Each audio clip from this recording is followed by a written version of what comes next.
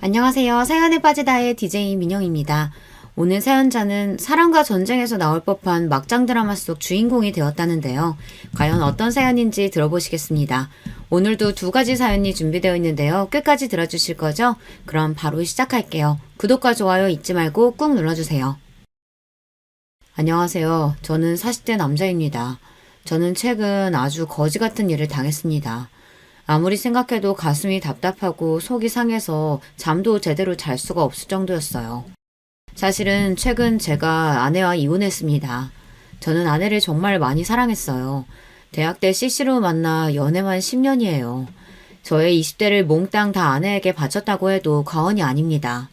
아내는 꿈이 선생님이었어요. 대학 때부터 임용고시를 보겠다고 해서 제가 그 뒷바라지를 다 했습니다. 저는 아내가 원하는 꿈을 꼭 이루게 해주고 싶었어요. 저와 아내는 대학 때부터 연애를 오래 해서 그런지 서로의 집안 사정까지 속속들이 다 알고 있었어요. 아내네 친정이 집안 사정이 넉넉하지 않아요. 아내는 항상 꿈을 접고 가족들을 위해 많은 걸 희생하고 살았다고 하더라고요. 아내는 항상 자신의 어린 시절 이야기를 하며 가난한 게 너무 싫었고 무능력한 아버지 때문에 힘들었다고 했습니다.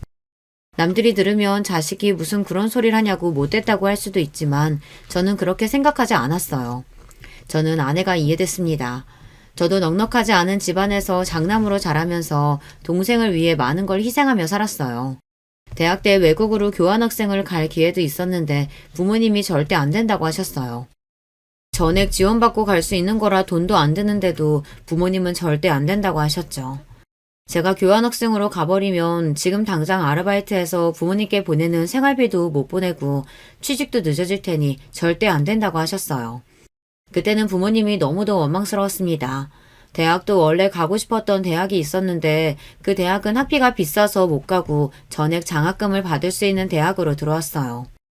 저는 살면서 부모님께 지원이라고는 한 푼도 받지 않고 오히려 생활비를 벌어다가 드리고 있는데요. 앞으로도 평생 부모님과 동생들을 챙기며 살아야 한다고 생각하니 답답하기만 했습니다.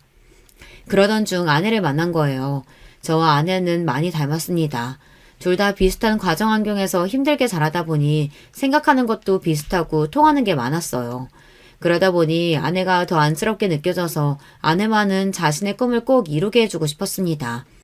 저는 집안 사정 때문에 원하지도 않는 회사에 입사했어요. 하루라도 빨리 취직해서 동생들 학비를 벌어야 했기 때문에 고민할 것도 없이 곧바로 일할 수 있는 회사로 들어가기 급급했죠. 저는 월급의 반을 부모님께 생활비로 보내고 남은 돈을 아내와 함께 생활비로 쓰며 아내가 공부할 수 있게 도와주었습니다. 제가 제일 사랑하는 아내라도 꿈을 이뤄서 행복해지는 모습을 보고 싶었거든요. 하지만 세상은 역시나 저의 편이 아니었습니다. 아내는 임용고시를 3번이나 떨어졌어요. 3년 동안 저와 함께 울기도 하고 웃기도 하며 열심히 준비했는데 꿈을 이루기가 쉽지 않더라고요. 저는 아내에게 한 번 더 도전해보라고 도와주겠다고 했지만 아내는 더는 그럴 수 없다고 했습니다. 자기한테 말 못했는데 사실 우리 엄마 아빠가 아주 난리 났어. 나더러 내 주제에 무슨 선생이냐고 하루라도 빨리 취직하래. 부모랑 동생들은 돈 버느라 잠도 못 자고 힘들게 사는데 나는 팔자 좋게 놀면서 공부한다고. 저는 한숨이 저절로 나왔습니다. 슬퍼하는 아내를 보고 있으면 꼭 저를 보는 것 같아서요.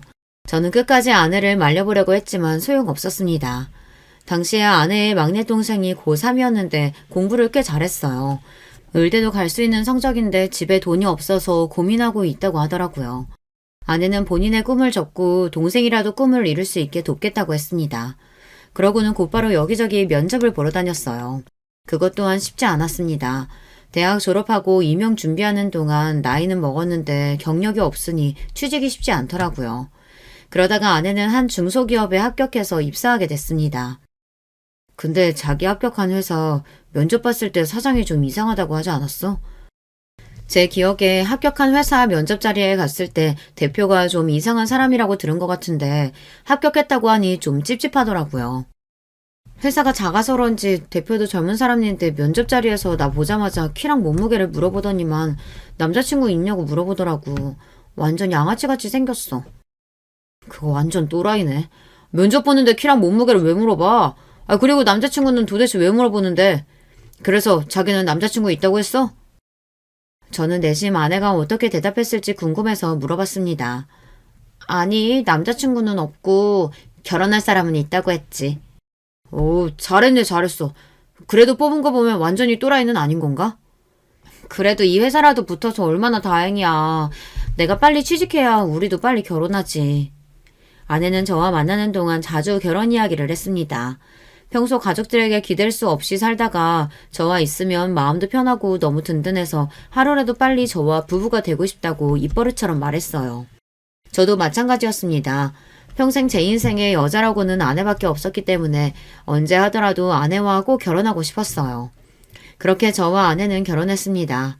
아내가 입사한 지 1년째 되는 날 둘이 손 꼭 잡고 구청에 가서 혼인신고만 했어요. 이미 아내가 임용고시 준비하면서 둘이 집을 합쳐 같이 살기도 했고 둘 다 집안 사정 뻔해서 식을 올리기는 힘들었거든요.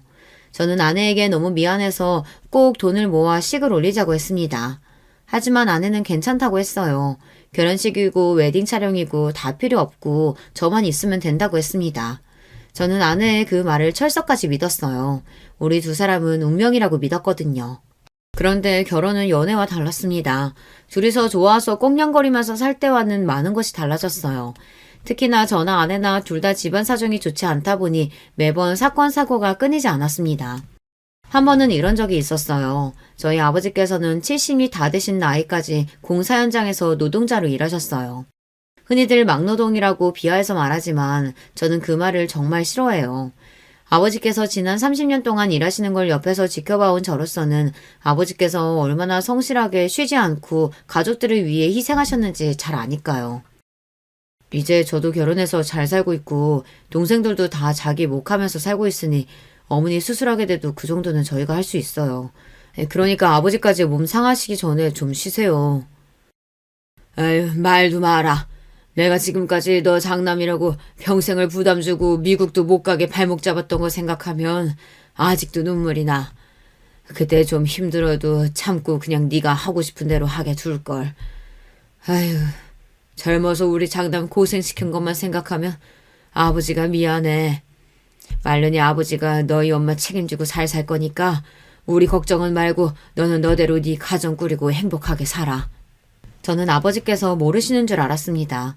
제가 얼마나 하고 싶은 게 많았었는지, 미국에 못 가게 돼서 얼마나 펑펑 울었는지 다 모르시는 줄 알았어요. 그런데 아버지도 다 알고 계셨더라고요. 자식 하고 싶은 거 못하게 하는 부모 마음도 찢어지셨을 텐데 그 마음도 모르고 내내 원망했던 제가 너무 죄송했습니다. 아니에요. 그때 그렇게 미국 안 가고 한국에 있어서 신영이도 만난 건데요, 뭐. 저는 후회 안 해요. 그때는 진심이었습니다.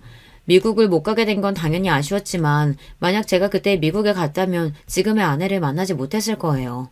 결혼도 하고 아내와 저도 직장에서 자리 잡고 있었으니 이제는 좀 살만해지나 보다 싶었던 때였습니다. 하늘도 무심하시지 저에게 또 고난을 주셨어요. 평생 건강하실 줄 알았던 아버지께서 갑자기 돌아가셨어요. 저도 동생들도 전혀 몰랐는데 아버지께서 몇 년 전 일하시는 곳에서 건강검진을 받았을 때 선천적으로 심장 판박증을 앓고 있다고 했다네요. 의사는 바로 제대로 검사하고 치료하라고 했는데도 아버지는 자식인 저희에게도 말도 안 하고 그냥 계셨던 거예요.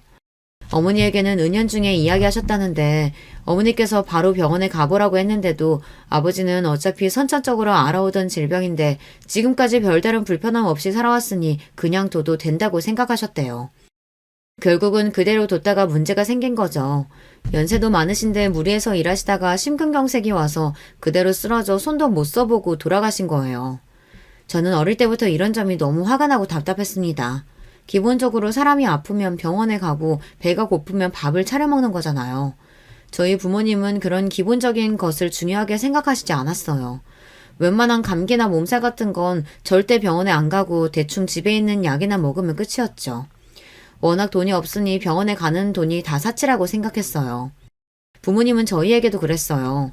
동생이 한밤중에 열이 39도, 40도까지 오르는데도 응급실에 갈 돈이 없다고 물수건만 애 머리에 올려주셨죠.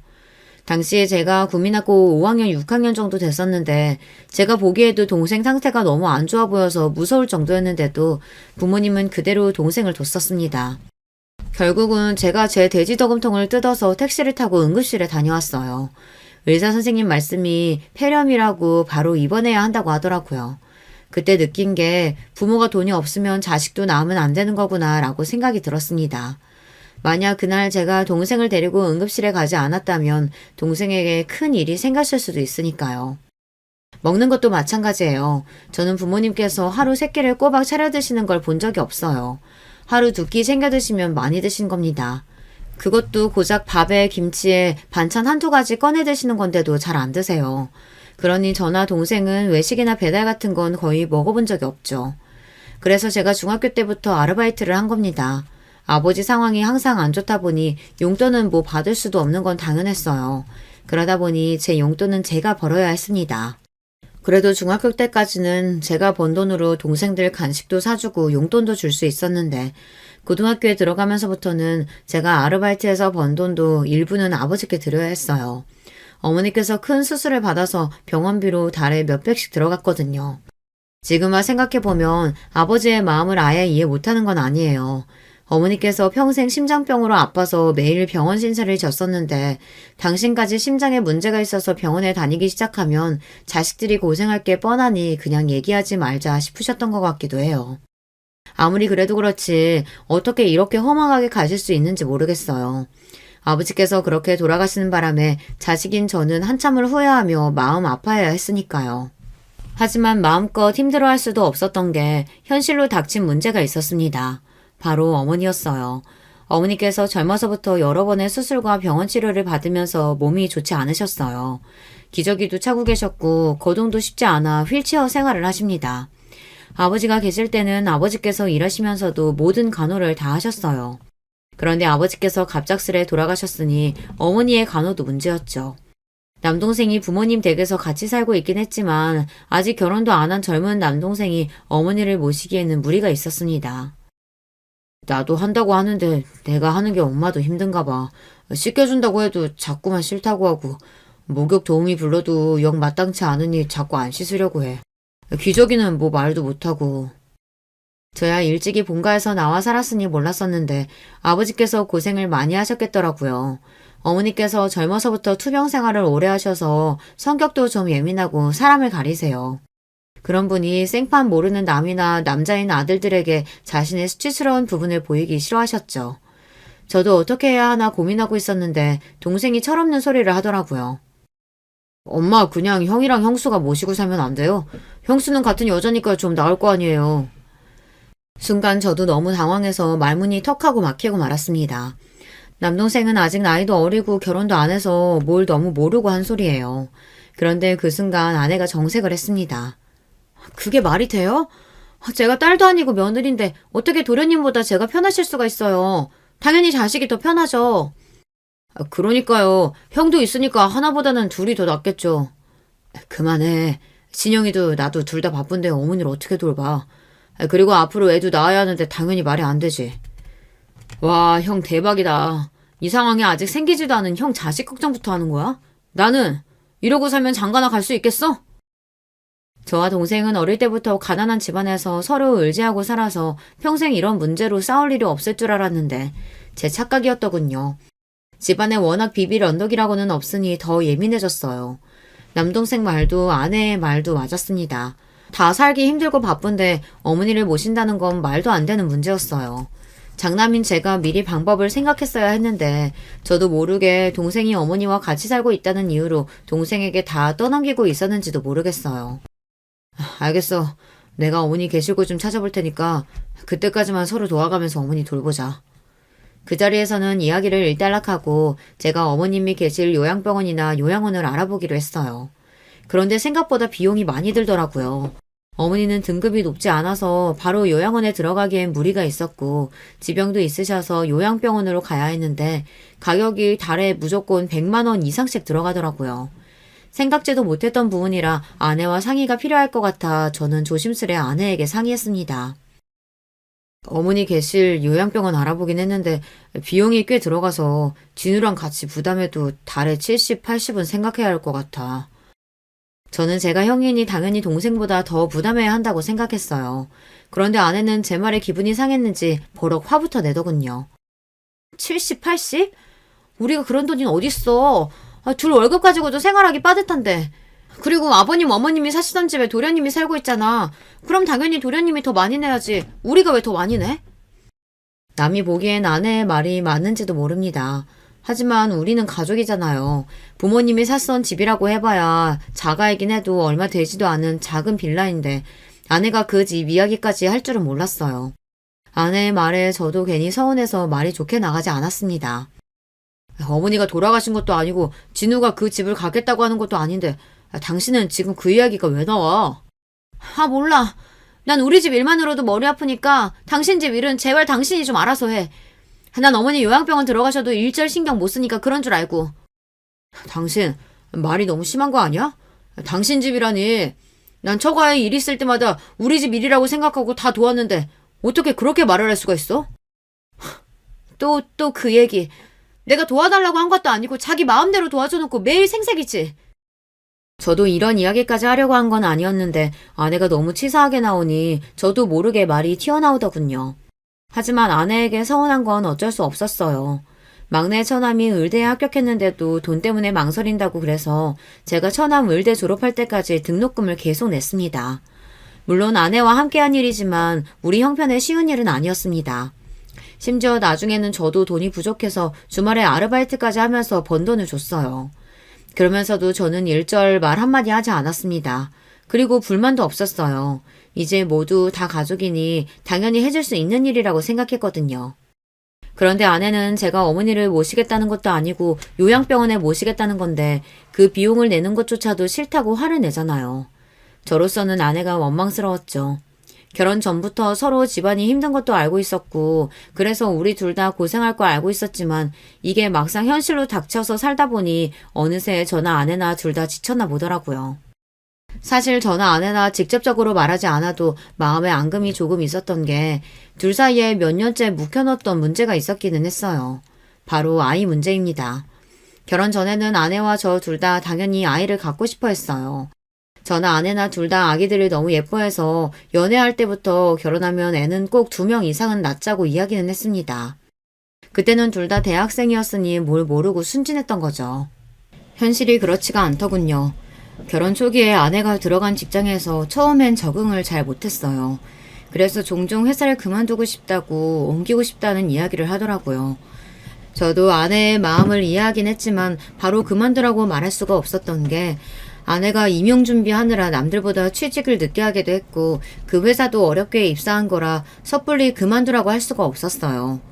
더군다나 당시에 처남이 의대에 다니며 등록금을 우리가 부담하고 있는 상황이었으니 아내까지 회사를 그만두면 저 혼자 생활이 감당이 안 될 것 같았죠. 그런데 그런 상황에서 어느 날 아내가 갑자기 아이가 갖고 싶다고 했어요. 우리 결혼한 지 1년도 넘었고 나이도 있는데 이제 슬슬 아이 가져야 하지 않을까? 내 친구들 조카들 낳는 거 보니까 너무 부러워. 나도 아이 키우고 싶어. 그때 저도 좀 피곤하고 예민했는지 아내의 말이 좋게 들리지 않았습니다. 아내가 회사가 힘들어서 그만두고 싶어서 자꾸 아이를 갖자고 하는 것처럼 들렸어요. 그래서 저도 아내의 말을 고지고대로 듣지 않고 지금 당장 우리 부부에게 닥친 일만 이야기해버렸어요. 지금 우리 형편에 애를 어떻게 가져? 난 부모가 경제적으로 여유도 없는데 괜히 자기들 욕심 때문에 애 낳는 건 아니라고 생각해. 평소 아내에게 단호하게 제 고집을 피우는 성격이 아닌데 아이 문제에 있어서는 제 생각이 명확했어요. 우리 집이나 처가나 형편이 되지도 않는데 자식만 둘, 셋씩 낳아서 지원도 제대로 못 해주고 평생 자식들 고생시키는 게 너무 싫었거든요. 그래서 저는 꼭 형편이 나아졌을 때 하나만 낳아서 곱게 키우고 싶었어요. 그런데 아내는 제 생각과 달랐습니다. 애를 낳는 건 다 때가 있다고 했어요. 자기 말대로면 우리는 아마 평생에 못 낳아. 우리 양가 집안을 좀 봐. 이게 몇 년 안에 사정이 좋아지겠어? 상황 좋아지고 낫겠다고 하면 아마 우리 둘 다 환갑일걸? 아내는 입술을 삐죽이며 중얼거렸습니다. 저도 거기서 그만했어야 했는데 아내가 제 말을 오해하는 것 같아 한 번 더 하게 됐어요. 그쯤 하고 말았어야 했는데 그게 화근이 됐습니다. 당신 일 힘들어서 쉬고 싶은 건 아는데 우리 상황에서 지금 아이까지 생기면 오히려 더 문제야. 앞으로 더 나아질 테니까 조금만 더 힘내자. 저는 조금만 더 고생하면 분명히 좋아질 거라는 말을 하고 싶었던 건데 아내는 다른 말에 꽂혀서 갑자기 인상을 구기더니 화를 내기 시작했습니다. 당신 말을 왜 그렇게 해? 내가 지금 일하기 싫어서 애 갖겠다는 거야? 사람을 물어보고. 됐어. 다시는 애 낳자는 이야기 안 할 테니까 걱정하지 마. 그런 의도로 이야기한 건 아니었는데 아내가 저한테 화가 많이 났는지 문을 확 닫고 들어가 버리더라고요. 그때 이후로 아내와 제 사이는 말로 표현하기 어렵지만 달라졌어요. 아내는 저에게 종종 이유도 없이 불만이 있는 사람처럼 짜증을 냈고 양가 다 상황은 나아질 기미가 보이지 않으니 당연히 아이 이야기는 누구도 꺼내지 않았습니다. 제가 이기적인 건지도 몰라요. 사실 저는 지금의 우리 상황이라면 아이를 낳고 싶지 않았습니다. 여기서 아이까지 생기면 우리 부부가 얼마나 힘들어질지 뻔히 보이니까요. 처가든 우리 집이든 형편이 어려워서 싫다기보다 현실이 이런 상황이니 내가 감당할 수 있을 정도로만 일을 벌이고 싶은 거예요. 저도 절대 아이가 낳기 싫은 건 아니었습니다. 저는 아내를 사랑하고 많이 아끼기에 아이 없이 아내와 둘만 살아도 좋아요. 제가 능력이 있어서 아내가 원하는 걸 다 하게 해주고 행복하게 해줄 수만 있다면 아이 없어도 저는 남은 인생은 아내에게 올인하고 살고 싶다는 마음뿐이었습니다. 그런데 이건 어디까지나 제 생각이었어요. 아내의 생각은 저와 달랐습니다. 아내는 나이가 들수록 점점 더 변해갔어요. 처음에 회사 생활을 너무 힘들어해서 걱정했었는데 어느새 아내는 그 회사에 다닌 지 5년이 넘었어요. 그리고 최근 대리로 승진하면서 아내가 많이 좋아했습니다.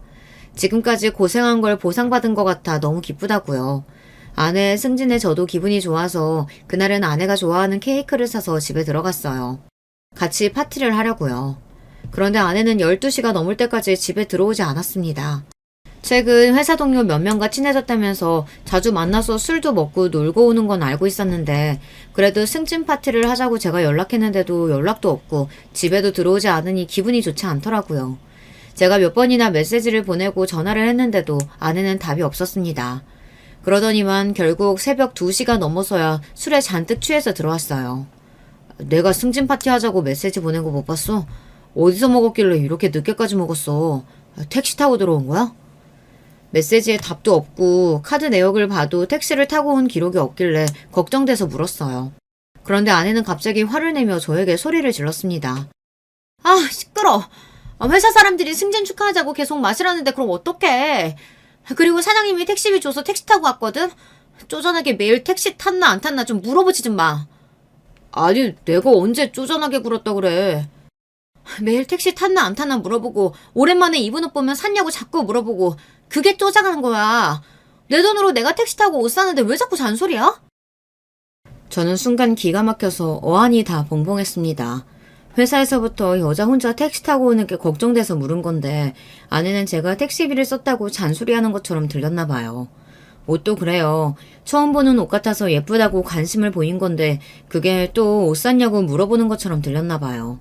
아내가 술에 잔뜩 취해서까지 그 정도로 이야기를 하니 그동안 제가 아내를 돈 가지고 힘들게 했나 하는 생각이 들더군요. 그날은 아내도 기분이 좋아서 한잔 한 거니 제가 더 이야기하면 안 될 것 같아 넘어갔습니다.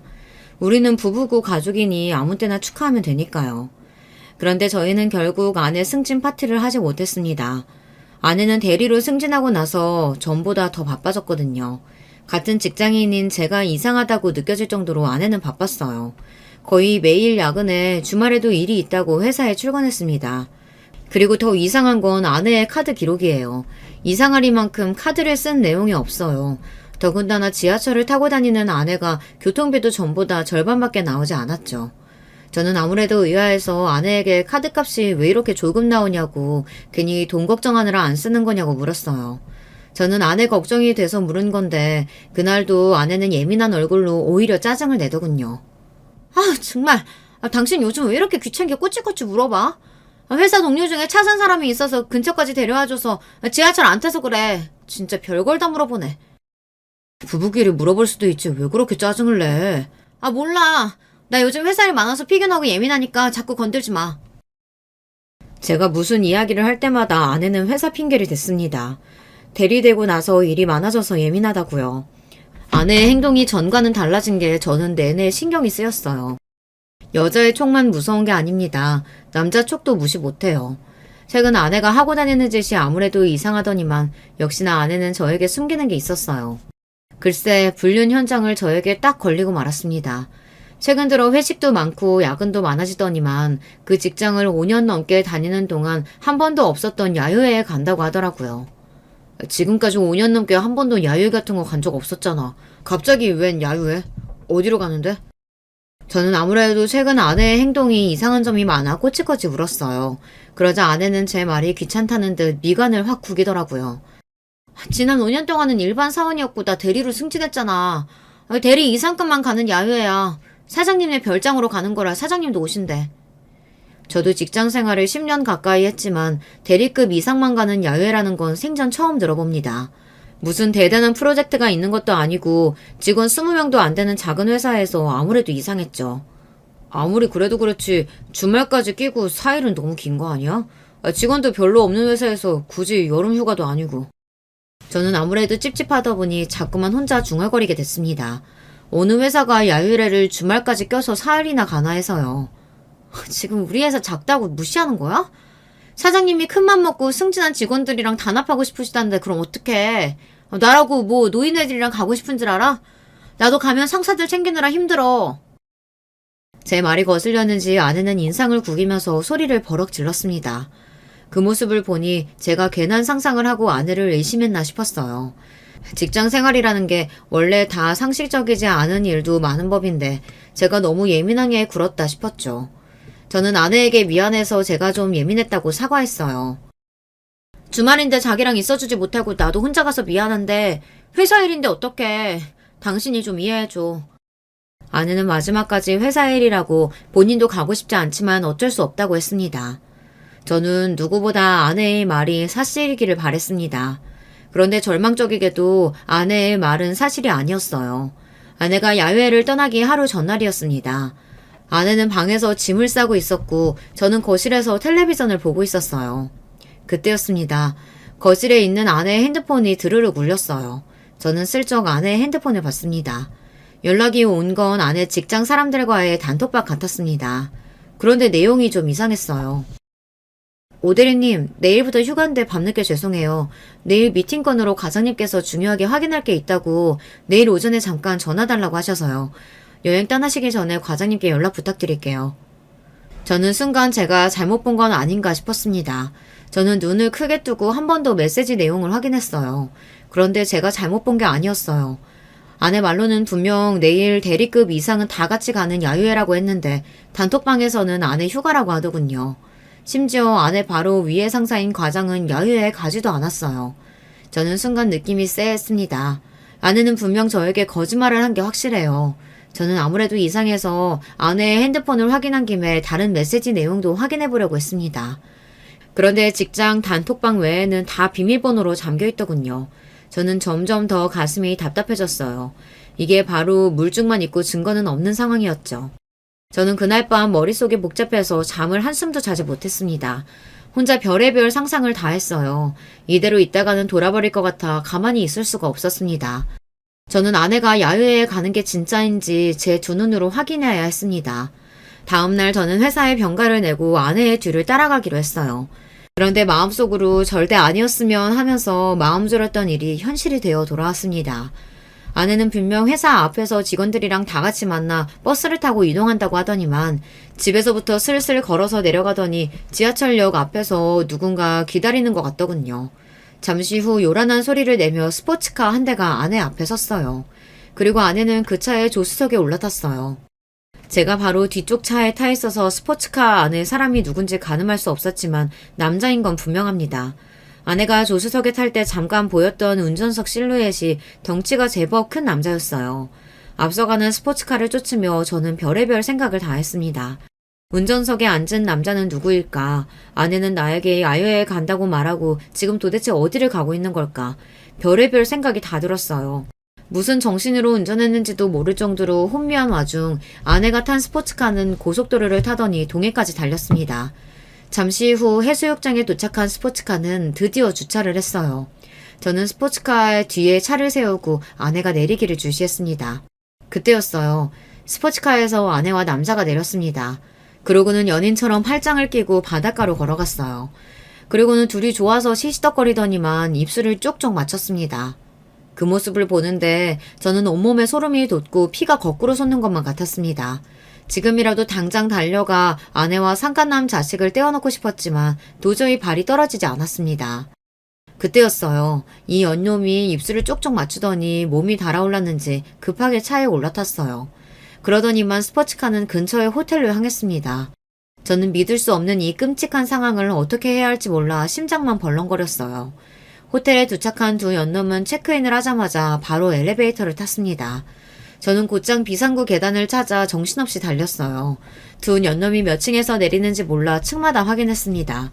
7층 비상구 계단에 도착했을 때 로비 쪽에서 딩동 하며 엘리베이터가 멈추는 소리가 났어요.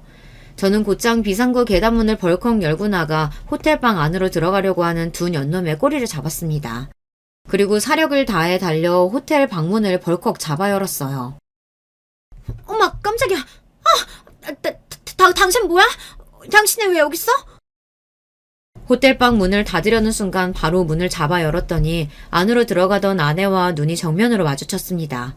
아내는 저를 보자마자 못 볼 걸 보기라도 한 것처럼 눈이 커져 금방이라도 눈동자가 굴러떨어질 것 같았어요. 그 순간 아내보다 먼저 호텔방 문 안으로 들어갔던 상간남도 놀라서 나오더군요. 그러더니 한다는 소리가 기가 막혔어요. 너 이 자식 뭐야? 뭔데 남의 방에 그여 들어와?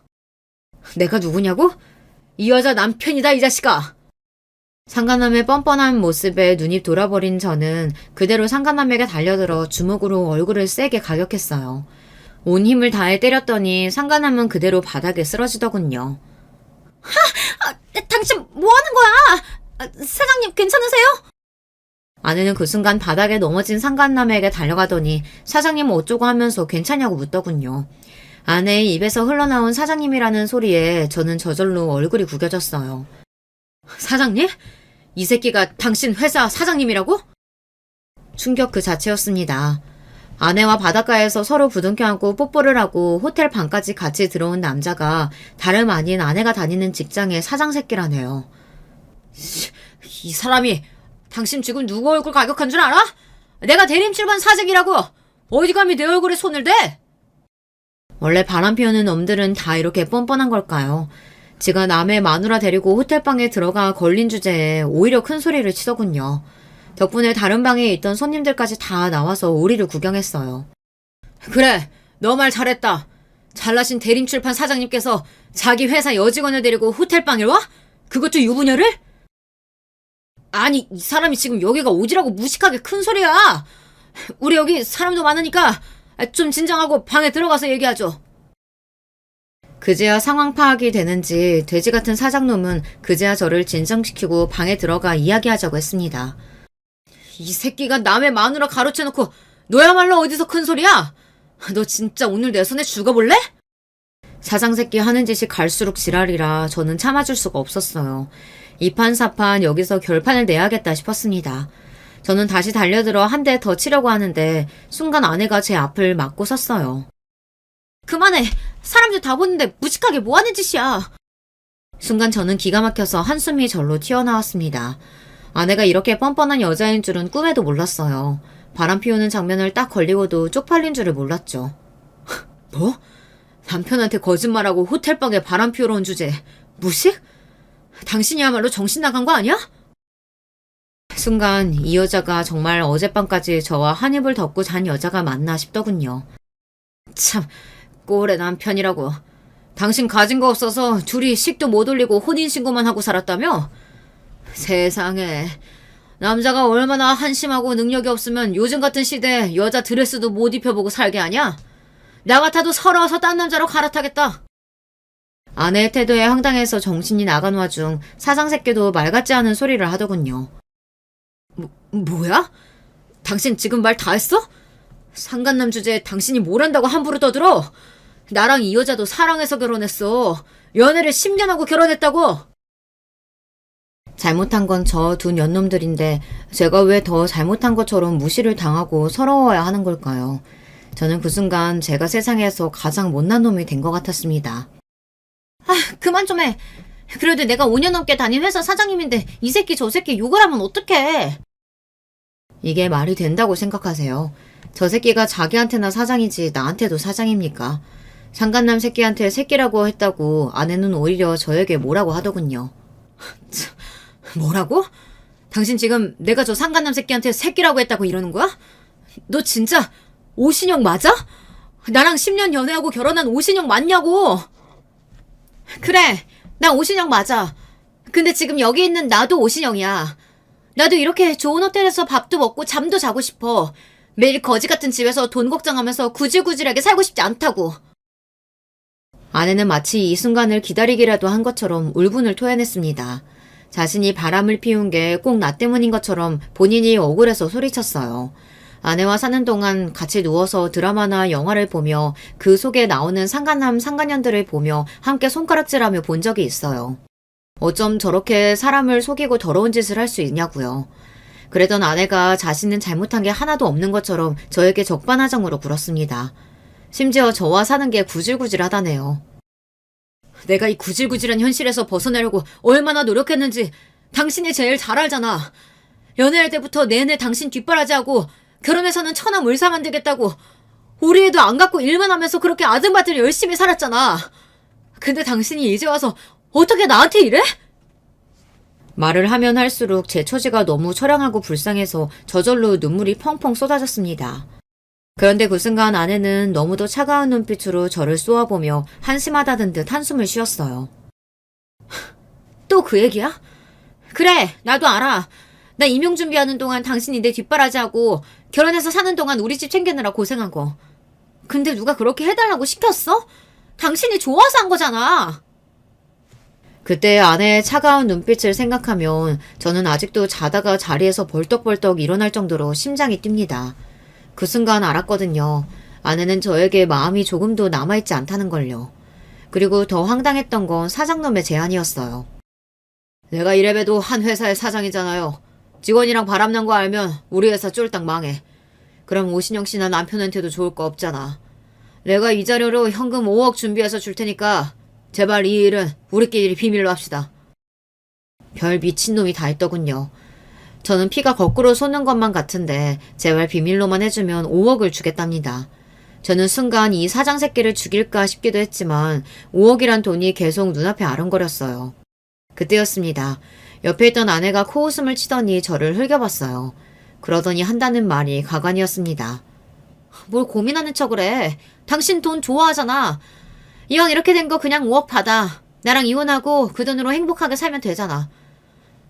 일석이조가 따로 없네. 뭐, 당신 말 다 했어? 당신은 정말 나랑 이혼하겠다는 거야? 내가 당신한테 바람 피우는 거 걸렸다고 당신 뭐 착각하나 본데. 나 사장님 사랑해. 우리 그냥 불륜 아니야. 그러니까 이혼해줘. 나 남은 인생은 사장님이랑 살래. 그 이후 아내가 저에게 무슨 말을 했는지 사장 새끼가 뭐라고 했는지 기억도 나지 않아요. 제 기억엔 아내가 사장을 사랑한다고 했던 말만 기억나요. 그리고 저는 사장이 건넨 종이에 사인을 했습니다. 아내와 사장 새끼의 불륜 사실을 일절 누구에게도 발설하지 않겠다고요. 그리고 며칠 뒤 집 앞으로 웬 박스가 도착했어요. 박스에는 정말 현금으로 5억이 들어있더군요. 아내와 저는 이혼했어요. 아내는 제가 5억을 받았다는 사실을 가지고 저를 조롱했지만 저는 아무 말도 할 수가 없었습니다. 제가 무슨 말을 해도 아내가 제가 아닌 그 새끼를 선택했다는 사실은 변함이 없으니까요. 그로부터 반년을 저는 회사 집만 다니며 아무것도 하지 않았습니다. 5억이 든 가방은 그대로 방에 놔둔 채 말이죠. 그런데 얼마 뒤 아내와 사장 새끼가 여전히 불륜 상태로 계속 만나고 있다는 사실을 알게 됐어요. 분명 저와 이혼만 하면 둘이 곧바로 재혼할 것처럼 굴더니만 사장 새끼는 이혼하지 않은 것 같더라고요. 며칠 뒤 막내 처남에게 전화가 왔는데 저에게 미안하다면서 누나도 벌 받고 있다고 했어요. 사장 새끼가 아내와 이혼은 절대 안 된다며 계속 연애만 하자고 했다네요. 그 소리를 듣는데 저는 제가 놓치고 있었던 게 있다는 걸 알게 됐습니다. 우리 가정만 박살난 거예요. 그 사장 새끼는 아무것도 잃은 게 없었죠. 그리고 얼마 뒤 대망의 날이 밝았습니다. 저는 이날만을 기다렸습니다. 저는 곧장 사장이 사는 집으로 찾아갔어요. 그리고 사장 아내의 아내를 받고 그 집 안방으로 들어갔습니다. 잠시 뒤 충격적인 일이 벌어졌어요. 저와 사장 아내가 침대 매트리스 위에 있는데 안방문을 사장이 벌컥 열고 들어왔습니다. 그러더니 저와 사장 아내의 모습을 발견하고 놀라서 눈이 휘둥그레졌죠. 뭐야? 너희들 여기서 뭐 하는 거야? 너 이 새끼, 너 오대린 남편 맞지? 네가 여기 왜 있어? 설마 네가 내 마누라 꼬신 거야? 왜? 너는 내 마누라 마음대로 꼬시는데 나는 네 마누라 꼬시면 안 되냐? 이 자식이 감히 뚫린 입이라고 함부로 떠들어. 나한테 5억이나 뜯어가놓고 이런 짓까지 하면 네가 무사할 줄 알아? 너 내가 지금 당장 고소할 거야. 고소? 어디 할 수 있으면 한번 해봐. 내가 당신은 더러운 짓 발설 안 하기로 하고 5억을 받은 거지. 당신 아내 안 꼬시겠다고 받은 돈은 아니잖아.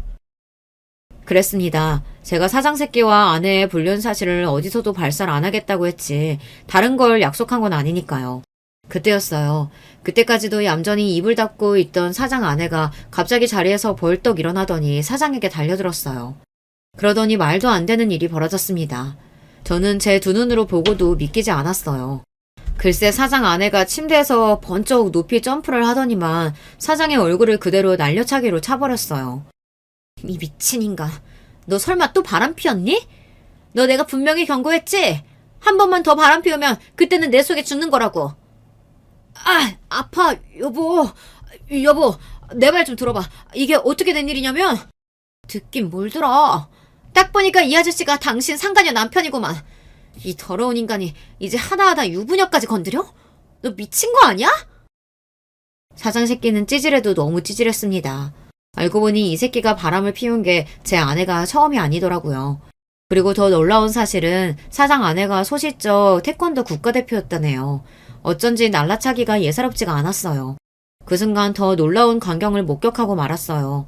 글쎄 사장 새끼가 그대로 바닥에 무릎을 꿇고 앉더니 사장 아내에게 손이 발이 되게 빌더라고요. 여보, 내가 잘못했어. 제발 용서해줘. 내가 너 한 번만 더 이지랄하면 회사고 뭐고 다 뺏어버린다고 했지? 이래서 바람 피우는 놈들은 믿는 게 아니라니까. 사장 아내는 옆에서 말릴 새도 없이 무릎을 꿇고 앉은 사장을 마구 때리기 시작했습니다. 주먹으로 발로 쉬지 않고 퍽퍽 소리가 나게 때렸어요. 얼마나 힘이 센지 제가 봐도 저러다 사장이 죽을 수도 있겠다 싶어 말렸다니까요. 그만하세요. 이러다가 사모님이 감옥 가겠어요. 뭐야?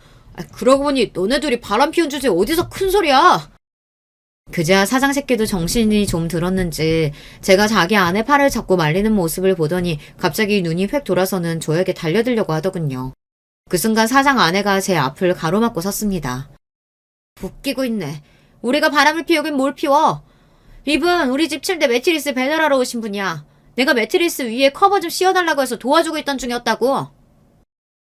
그랬습니다. 사실은 저와 사장 아내가 불순한 의도로 침대에 누워있었던 건 절대 아니에요. 제가 아무리 복수에 눈이 멀었어도 절대 그런 짓까지 할 사람은 아닙니다. 물론 사장이 오해하도록 제가 의도한 상황이긴 했지만요. 몇 개월 전 저는 일부러 사장 아내에게 접근했습니다. 연신 주변을 맴돌며 저희 가구점에서 파는 물건을 뭐라도 사게 하려고 사력을 다해 꼬셨어요.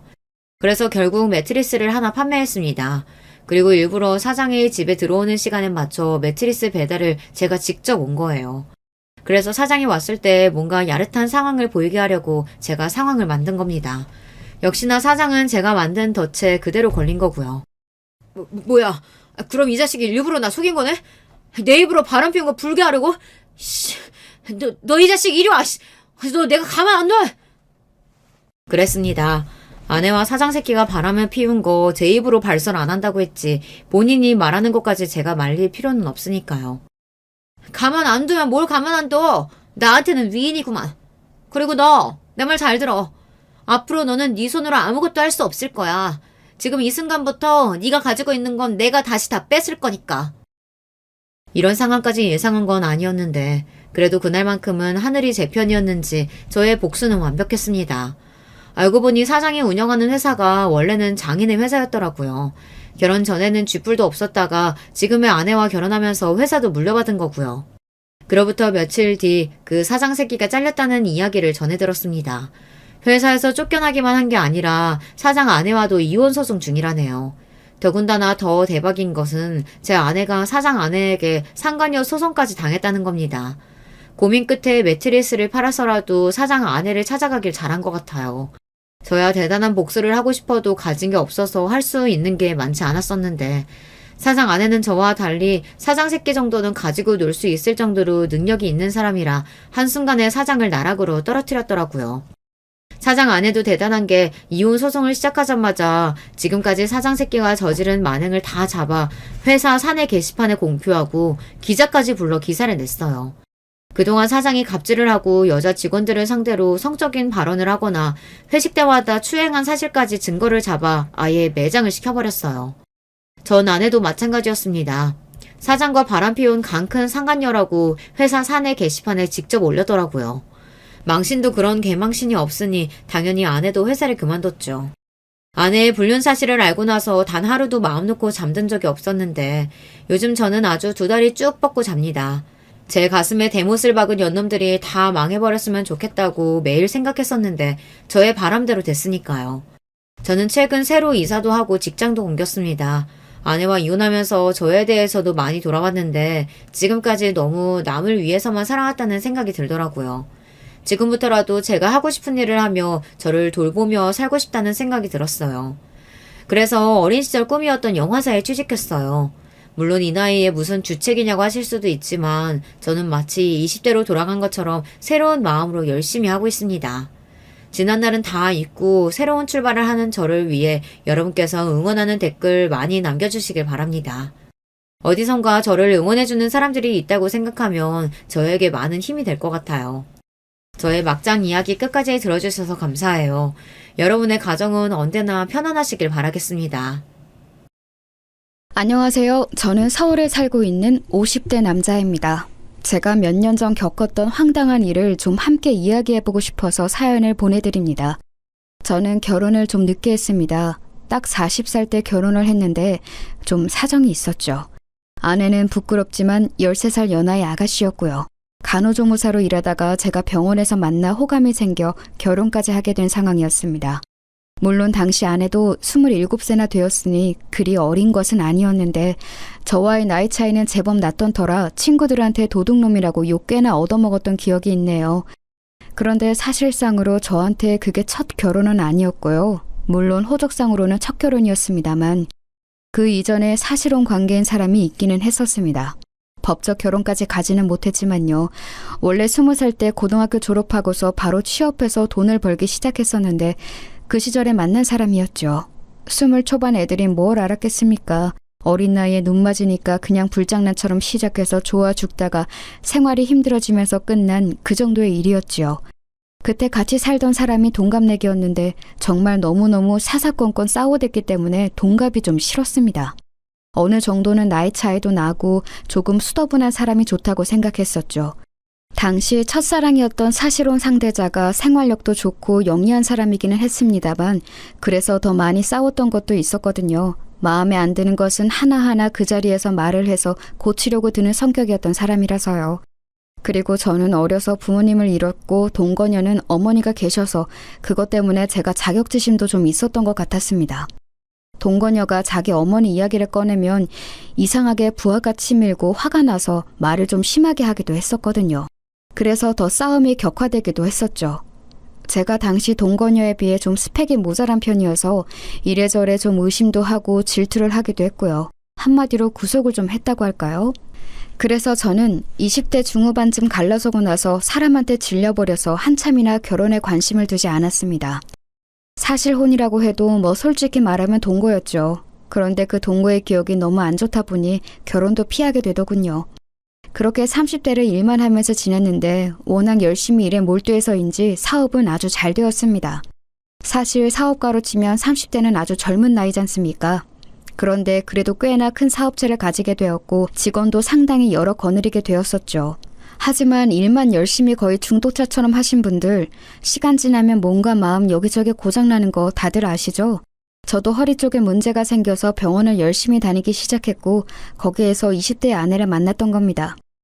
일 중독자로 살았던 허한 마음에 젊은 아가씨가 잘해주니 곧 마음이 녹아내렸고 사귀자고 고백하고 만난 지 반년 만에 결혼하게 되었죠. 상당히 빠른 결정이기는 했습니다. 그런데 첫 사실혼 경험 당시 알았던 것이 저 사람에 관련한 모든 것에 잘해주자는 것이었습니다. 그리고 모든 일에 관대해지자고 마음을 먹었었죠. 동갑이었던 첫 동거녀도 제 마음에 안 드는 게 그렇게 많았는데 13살이나 어린 현재 아내는 대체 어떻게 했습니까? 세대 차이도 날 거고 아무래도 아내가 미숙한 면도 많을 거고 그리고 저야 20 초반 동거라도 경험이 있었지만 아내는 그런 것도 없이 연애 면으로는 정말 미성숙한 사람이었습니다. 보통 27이라고 하면 연애도 할 만큼 해보고 알 것도 어지간히 아는 나이잖아요. 하지만 아내는 정말 아무것도 몰랐습니다. 처가가 경기도 외곽 쪽이었는데 수도권인데도 아주 논밭만 있는 그런 곳이었거든요.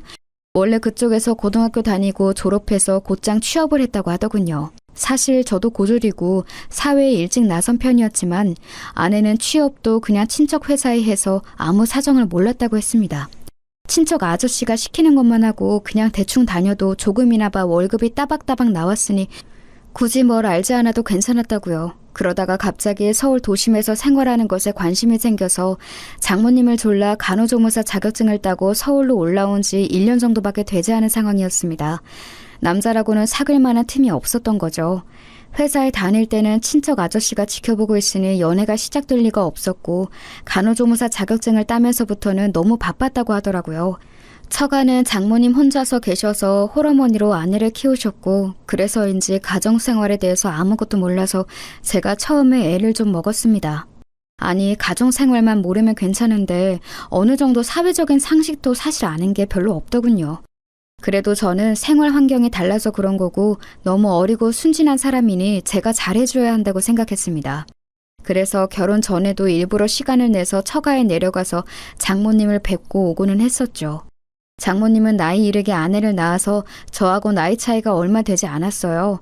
20에 아내를 낳으셨다고 하더라고요. 그래서 저희 결혼할 당시에 47세셨고 저하고는 7살 차이밖에 나지 않았죠. 사실 그래서인지 장모님이 처음부터 저를 별로 안 좋아하셨어요. 딸하고는 13살, 장모하고는 7살 차이인 사위라니 사실 그리 반기지 않으실 법했죠. 저라도 만약 제 딸이 그런 사위를 데리고 온다면 좀 화를 낼 것 같기는 하더라고요. 하지만 그래도 저와 아내가 정말로 사랑하고 있으니 잘 좀 봐달라는 뜻으로 선물 공세도 하고 현금도 용돈이라는 명목으로 상당히 많이 드렸습니다. 제가 용돈과 선물 공세를 꾸준히 한 몇 달 정도 하니까 그제야 장모님 마음이 조금 풀리는 것 같더라고요. 여전히 저를 동네 친구들한테 자랑하기는 좀 꺼려하시는 모양이었지만요. 그래서 저는 처가에서 장모님의 환영은 받지 못하는 어정쩡한 상태로 아내와 신혼생활을 시작했습니다. 처가 식구는 장모님 딱 한 분이었는데 그 동네에 그래도 장모님의 친척분들이 같이 살고 계시는 동네라서 그렇게 외롭지는 않다고 하시더군요. 일종의 시종마을로 시작한 동네였는지 꽤나 많은 친척들이 계셨고 친척이 아니더라도 동네 사람들끼리 정말 숟가락 숫자까지 아는 좋게 말하면 정이 깊은 동네였습니다. 저는 그런 마을에 익숙하지 않아서 처음에 고생을 꽤나 했었죠. 장모님이 아직 50도 안 되셨으니 상당히 젊은 편이셨는데도 그런 예스러운 마인드가 상당히 깊은 분이셨어요. 친척들이 소중하고 어른 공경해야 하고 아랫사람들이 일을 열심히 해야 하고 예의 발라야 하고 뭐 이런 느낌으로요. 평생 그 동네에서 태어나 자라서 여태 살아오셨으니 어찌 보면 당연한 것일 수도 있었습니다. 장인어른은 아주 젊은 때 돌아가셨는데 이야기를 들어보니 어쩌다 이 마을에 들렀다가 인연이 되어 눌러앉아 부부가 되었다고 하시더군요. 그 동네에는 아내의 외삼촌이며 외사촌들이 마구 섞여서 살고 있어서 그 동네에 인사 다니는 것만 해도 하루 종일이 걸렸습니다. 어린 시절 같이 놀던 친구들도 여전히 거기 사는 사람들도 있었고 반면 서울로 올라와서 일을 하고 있는 이들도 있었죠. 처음에 제가 내려갔을 때 나이 차이 많이 나는 신랑감을 데려왔다고 소문이 나서 저한테 적개심을 보이는 사람들도 꽤 있었습니다. 결국은 제가 마음을 열고 관대하게 선물을 베풀고 먹을 것도 많이 나눠주면서 마음을 얻어야 했는데요. 처음 저희가 같이 처가로 내려갔을 때 그 동네 외사촌들과 친구들이 전부 몰려왔습니다. 그때 다들 좀 적대적인 편이었죠. 친구 한 명은 노골적으로 아저씨라고 부르면서 저를 비꼬기도 했어요. 그런데 사실 겉만으로 봐도 제가 아저씨이긴 해서 그다지 화도 안 났습니다. 그 친구는 남자였는데 제가 다 듣는 곳에서 아내한테 그러더군요. 야, 너는 냄새에 되게 둔감한 거 봐? 무슨 소리야? 아니, 나이 차이 많이 나면 냄새 안 나? 난 우리 삼촌도 냄새 나던데 신기하네. 그 친구는 제 쪽을 흘끔거리며 보면서 그렇게 비웃고하대더군요. 아내는 무슨 그런 소리를 하냐면서 한숨을 쉬었지만 친구는 어깨만 으쓱하고 저를 비아냥대는 눈빛으로 쏘아 보였습니다. 그리고 나이 차이 많이 나면 남편이 바람도 잘 핀다더라. 괜찮은 거야? 난 바람 피는 사람이 제일 싫더라. 신이 없고 더러운 게 싫어. 그럴 일 없어. 아내가 단칼에 잘랐지만 저도 처음에는 좀 울컥하고 화가 났었죠. 사람이니 당연한 일 아니겠습니까? 하지만 며칠 처가에 머물면서 그리고 그 후에도 반복적으로 처가에 내려가 잘 지내보려고 노력하면서 이들은 그냥 제가 마음에 안 들었던 것일 뿐 나쁜 사람들은 아니라는 확신이 들더군요. 그래서 제가 같이 낚시도 가고 도시에서 이런저런 선물도 사다 주고 하다 보니 마을 내 친척과 친구들이 거의 대다수가 마음이 풀린 듯한 눈치였습니다. 다만 아내한테 냄새에 운운했던 그 친구는 제법 오래 저한테 앙심을 품고 있는 것 같았어요. 저한테야 그 친구도 정말 띠동갑도 넘는 아주 어린 친구였으니 저는 인내심을 가지고 천천히 기다리면 될 거라고 여겼습니다. 그러던 중 결혼한 지 아마 1년 정도 지났을 때일 겁니다. 아내가 어렵사리 저한테 말을 꺼내더군요. 여보, 혹시 당신 공장에 자리 있어요? 응? 왜? 아니, 내 친구가 지금 사정이 좀 안 좋은데 일자리가 안 구해진다고 해서 혹시 한 자리 정도면 남지 않을까 싶어서요. 마침 저희 공장에서 채용 기간이기는 했습니다. 생산하는 직무는 몸이 꽤 힘들어서 사람들이 많이 나가고 들어오거든요. 저야 뭐 손해볼 일이 아니라서 그 친구를 오라고 했습니다. 어떤 친구인지는 몰랐지만요. 그런데 와보니 바로 그 냄새에 운운하던 친구였던 거예요. 저는 좀 놀랐지만 그래도 이 어린 친구가 어렵다고 하니 한번 기회를 줘보자 싶었습니다. 그 친구도 좀 난처한지 저한테 눈을 못 맞추고 있더라고요. 난감해하고는 있지만 역시 자기 사정이 어려운지라 꼭 일자리를 잡고 싶어하는 게 보이기도 했죠. 그래서 저는 그 친구를 채용해 주었습니다. 단 생산직은 아니고 사무실 관리직이었죠. 사실 생산지 쪽은 상당히 업무 환경이 좋은 편은 아니라서 일을 안 해본 사람이 단번에 적응하기는 힘들 거였어요. 물론 신규로 들어온 사람들은 다들 동일한 상황에서 적응하지만 와이프의 고향 친구니만큼 그렇게 두고 싶지는 않았죠. 그리고 괜히 안 좋은 일자리에 채용했다가 나중에 원망을 듣는 것보다는 그래도 편하고 중요하지 않은 자리에 채용해주는 것이 낫지 않을까 싶었고요. 그러면서 물론 아내의 처가 고향에서 제 평판이 좀 올라가길 기대한 것도 있었습니다. 아내의 친구는 너무 감사하다면서 저한테 눈물을 흘리면서 고마워했습니다. 저는 좀 머쓱하기는 했지만 사실 어려울 때 일자리 잡는 게 얼마나 절박한 일인지를 잘 알아서 또 도움이 되었다니 기쁘기도 했었죠. 처음에 그렇게 저한테 적대적이던 그 아내 친구는 사무실로 들어와서는 이제 저한테 언제나 감사의 눈길을 보내는 직원이 되었습니다. 일을 시켜보니 생각보다 아내 친구가 무척 빠릿하고 일을 잘하더군요. 여태까지 시골에서 농사 관련 일만 했다는 게 믿어지지 않을 정도로 숫자 감각도 있고 정리도 잘했습니다. 그래서 좀 두고 보다가 거래처 관리를 맡겼는데 그것도 곧잘 해냈습니다. 한 반년 정도 일을 시켜봤더니 이건 그 친구가 일자리 줬다고 고마울 게 아니라 이렇게 일 잘하는 사람이 우리 사무실에 와줘서 제가 고마울 판이더군요. 그래서 인센티브도 주고 잘한다고 칭찬도 해줬더니 더 열심히 일하면서 그렇게 좋은 관계가 되었습니다. 아내는 그런 이야기를 들으면서 저한테 무척 고마워했죠. 아내는 처가나 고향과 관련해서 여러 가지로 저한테 미안하다고 여러 번 사과를 했습니다. 사실 제가 노력해서 장모님이나 고향 사람들의 태도가 많이 부드러워지기는 했어도 여전히 평균보다는 좀 더 까칠했어요. 장모님은 제가 내려갈 때마다 그리 좋지 않은 얼굴로 나와서 저를 맞이하셨죠. 걸핏하면 왜 내려왔냐? 난 그냥 죽게 내버려둬라. 어린 마누라 두고 다른 년한테 눈길 돌아가면 가만 안 둔다. 돈 많다고 유세 떨지 마라 등등 상상하기 힘들 만큼 다양한 악담을 저한테 퍼부으시기도 했습니다. 사실 아내의 말을 들어보면 장모님의 음식 솜씨가 상당히 좋다고 했고 상 내주실 때 먹어보면 간단한 찬도 무척 맛이 좋은 것을 보면 사실인 것 같았습니다. 하지만 장모님은 제가 내려갔을 때는 그리 거하게 상을 차려주시지는 않았어요. 언제나 냉장고에 들어있던 반창통만 꺼내서 늘어놓고 밥만 퍼서 담아서 내주시고는 했죠. 물론 그것마저도 무척 맛있어서 저는 불평분만 없이 깨끗하게 비워놓고는 했습니다만 논밭만 있는 가운데라고는 해도 처가집도 당연히 벽돌주택이었습니다. 지은 지 오래되어서 무척 낡아서 여기저기 수리가 필요하기도 했죠. 장모님은 집에 남자가 없어서 집 고칠 곳에 하나도 손을 못 댔다면서 제가 내려가면 언제나 집 수리할 곳에 저를 데려가 세워놓고는 했습니다. 하지만 제가 전문가도 아닌데 어떻게 지붕이나 비새는 곳, 벽 곰팡이 핀 곳을 다시 고쳐놓겠습니까? 한두 번은 가까운 번화가에서 집 수리하는 사람을 불러다가 수리를 맡겼는데 오래된 집들이 항상 그렇듯 계절만 바뀌어도 또 고칠 곳이 생겨나고는 했죠. 저는 고민하다가 결국 큰 마음 먹고서 장모님께 작은 집을 한 채 새로 사드리기로 했습니다. 다행히도 그 마을에 전원주택이 매물로 나온 곳이 있었고 외진 곳이라서 그리 비싸지도 않았어요. 서울 집값을 생각한다면 정말 놀라울 정도로 저렴하기도 했죠. 그런데 아무리 저렴한 집이라고는 해도, 그리고 제 명의로 매매해서 사시라고 드린 거기는 해도 장모님은 그 정도로도 별로 기뻐하시지를 않더군요. 무뚝뚝하게 저한테 밥이나 먹고 가라 하면서 찌개를 새로 끓여주신 게 다였습니다. 그때 장모님이 새로 끓여주신 찌개를 처음 먹어봤네요. 물론 대단히 맛있었습니다만 제가 기대했던 반응과는 차이가 좀 있어서 섭섭하기는 했었죠.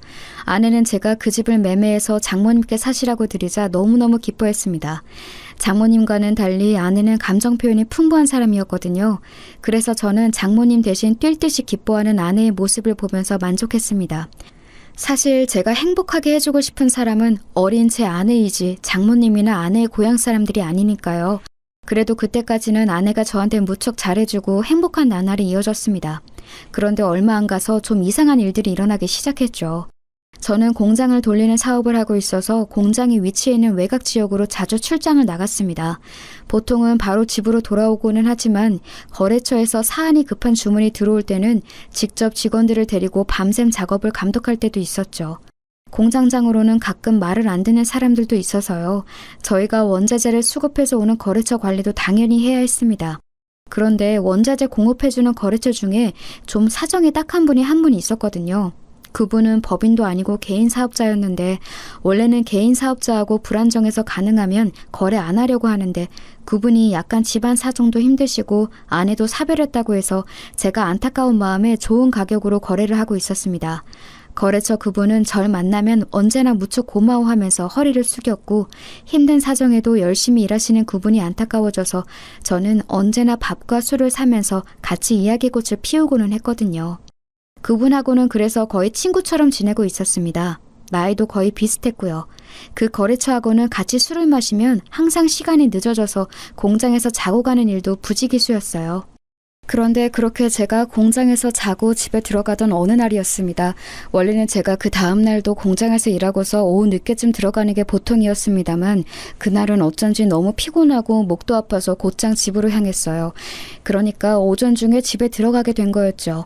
아내가 저를 보고 놀라겠지 하면서 아파트 입구 쪽으로 차를 몰 때였습니다. 그때 아내가 핸드폰으로 통화를 하면서 제 쪽으로 걸어오더라고요. 차 창문은 열려있고 당연히 아내가 저를 알아볼 줄 알았는데 통화에 집중한 나머지 제 차를 알아보지 못한 채로 가까이 다가왔습니다. 저는 아내를 놀래켜주려고 팔을 잡으려 준비하고 있었는데 아내의 통화 소리를 듣고 잠시 귀를 의심했죠. 자기야, 괜찮다니까 왜 그래요? 별로 그런 거 아니야. 아유, 사랑하지 그럼. 아내 입에서 나오는 자기야 사랑한다는 말에 저는 잠깐 굳었습니다. 뭘 그런 걸 걱정해. 아우, 남편 걱정하지 마요. 아내는 제가 가까이에서 듣고 있다는 것도 까맣게 모른 채 통화에 열중하면서 걸어갔죠. 자기, 사랑한다, 남편, 걱정. 대체 누구와 통화를 하기에 저런 말을 하는 건지 알 수가 없었습니다. 저는 망설이다가 아내가 저만치 걸어간 이후에 차를 지하주차장에 넣은 후 차 안에 앉아서 잠시 멍하니 생각했습니다. 설마 불륜일까? 그렇게 생각하고 싶지는 않았습니다. 아내의 경쾌한 말투나 발랄한 웃음이 혹시 친한 친구와 나눈 대화일 수도 있다고 생각했어요. 하지만 또 다른 방면으로는 이게 분명히 불륜이라는 강렬한 확신 역시 들었죠. 원래 그런 일 앞에서는 예감이 들고는 하잖아요. 그런 확신에 가까운 예감이 찾아오더군요. 저는 그래서 그날 오후 시간에 맞춰서 집으로 들어갔습니다. 평상시와 마찬가지였죠. 일부러 제가 아내가 나가는 것을 봤다는 것도 말하지 않았고 평소 공장에서 외근했다가 들어가는 것처럼 꾸몄습니다. 아내는 아무것도 모른 채로 저한테 수고했다고 하면서 얼른 음식을 만들어 식사를 차려주었죠. 아내가 방긋방긋 웃으면서 제 앞에서 종알거리며 이야기를 하는데도 집중이 되질 않을 정도였어요. 그 사이 외출을 하고 돌아온 게 틀림없는 아내는 밖에 나갈 때와는 완전히 다른 편한 옷을 입고 있었습니다. 나갈 때 제가 봤던 옷은 몸에 상당히 달라붙는 원피스였죠. 화장도 곱게 한 상태였는데 다녀와서 씻은 것인지 지금은 얼굴에도 화장기가 전혀 없는 민낯이었습니다. 저는 억지로 웃으면서 평상시에 저를 연기했습니다. 그리고 그 후로 쭉 의심이 가는 일은 없는지 아내의 동태를 살폈죠. 솔직히 한번 의심이 가니 걸리는 게 한두 가지가 아니더군요. 아내는 제가 오후에 전화하며 받지 않는 일이 잦았습니다. 평상시 저한테는 오후 그 시간에 낮잠을 많이 잔다고 전화해봤자 못 받는다고 하더군요. 제가 아내의 그 통화 내용을 듣기 전에는 당연히 믿었었죠. 실제로도 아내는 아침에도 일찍 일어나는 것을 힘들어할 정도로 잠도 많고 몸도 약한 사람이었으니까요. 저와 주말에 있을 때에도 오후 시간에는 잠을 자는 경우가 많았고 그럴 때 깨우며 몹시 힘들어했어요. 당연히 평일 오후에도 잠을 자거나 샤워하는 거라고 여겼었죠. 하지만 그 통화를 듣고 난 이후에는 분명히 이 여자가 다른 짓을 하고 있다고 의심이 가기 시작하는 겁니다. 그것만이 아니었습니다. 아내는 간혹 상당히 가격이 나가는 옷이나 보석, 가방을 사달라고 조르는 경우가 있었습니다. 그런 옷이나 반지, 팔찌 같은 것을 사주고 나면 제 앞에서 한 번 입어 보이면서 재롱을 떨고는 했죠. 어린 아내가 그렇게 제 앞에서 웃어주는 것이 그저 기뻐서 저는 바보처럼 입만 해 벌리고 있고는 했고요. 그런데 아내는 한 번 사주고 나면 그 이후로는 옷을 저와 나갈 때 입는 경우가 별로 없었습니다. 저하고 외출할 때는 그냥 소박한 옷차림으로 솔직히 말하면 그다지 신경 쓰지 않는 듯한 외모로 나갈 때도 많았죠. 제가 오늘 그 예쁜 옷은 왜 안 입었냐고 은근슬쩍 말하면 아내는 별걸 다 신경 쓴다는 듯한 말투로 오늘은 자기가 피곤해서 신경 쓰고 싶지 않다고도 말하고는 했습니다. 그런데 그 옷이나 보석류를 저 없을 때 혼자 외출할 때는 잘도 걸치고 나가는 것 같더군요. 아내는 교회를 다녔는데 동네에서 교회 아주머니를 뵈면 그 아주머니가 그렇게 칭찬을 했어요. 아내가 너무 미인이고 너무 멋쟁이라면서요. 그래서 제가 슬쩍 물어보면 제가 사줬던 그 비싼 옷이나 가방, 보석류를 전부 혼자 나갈 때 착용하고 나갔다는 겁니다. 동네에서 외출하는 아내를 볼 때마다 그렇게 예쁘게 차려입고 나간다고요. 교회 아주머니는 그러면서 항상 감탄했죠. 아니 근데 참 자기네 와이프는 바빠. 항상 어딘가 외출하면서 나가더라고. 화장도 너무너무 곱게 하고. 아유 아직 나이가 어려서 그런지 너무 예뻐. 아주머니는 정말 순수하게 칭찬의 뜻으로 하신 말씀이었지만 제 귀에는 다르게 들릴 수밖에 없었죠.